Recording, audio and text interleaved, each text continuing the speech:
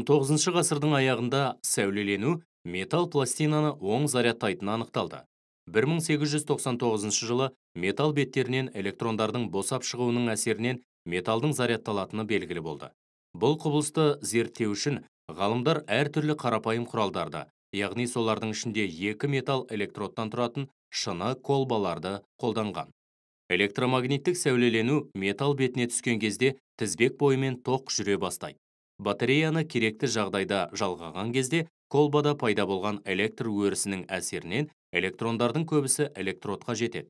Кернеу белгілі бір шамадан асқан кезде электрондардың барлығы басқа электродқа көшеді. Одан кейін кернеудің өсуі тоқ күшіне әсер етпейді. Тізбектегі тоқ күші сәулелену қарқындылығына тура пропорционал болады. Бір кезде фотоэффект құбылысы түсіндірілуі мүмкін емес құбылыстардың бірі ретінде қарастырылған болатын. Толқын мен тасымалданған энергия мөлшері толқын амплитудасына байланысты. Неліктен цезийде тіпті әлсіз көк түстің өзінде бұл эффект байқалады, ал қызыл түсті күшті сәулені қолданғанда байқалмайды. Сәулелену қарқынының кемуі электрондар энергиясының төмендеуіне әкелуі тиіс, алайда тек электрондар саны ғана азаяды. Амплитудасы өте төмен толқын аудан бірлігіне өте аз энергия алып келеді. Соған байланысты оның айналасындағы кішкентай аумақтан жеткілікті энергия алу үшін электрон бірнеше сағат күтуі керек. Десек те оның әсері белгілі бір толқын ұзындығындағы әлсіз жарық көзіне қосылған бойдақ білінеді. Бұл сәйкессіздікті 1905 жылы патенттік мекемеде істейтін белгісіз жұмысшы Альберт Эйнштейн түсіндірген болатын.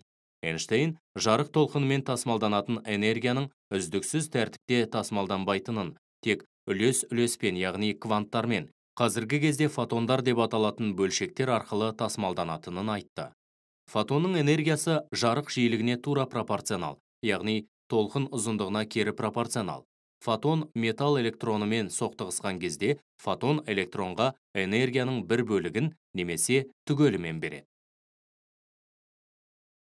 Фотоэлектрондардың максимал кинетикалық энергиясы мен толқын түрінің арасындағы байланысты мына графиктің горизонталь осі толқын ұзындығын емес, жиілікті көрсеткен кезінде түсіндіріп беру оңайырақ. Толқынның максимал ұзындығы лямбда максимум жаңағы графикте көрсетілгендей, минимал жиілік ню нөлге сәйкес келеді. Графиктегі қисық сызықты сипаттаған кезде біз онда берілгендерді пайдаланып, мыналарды есептей аламыз.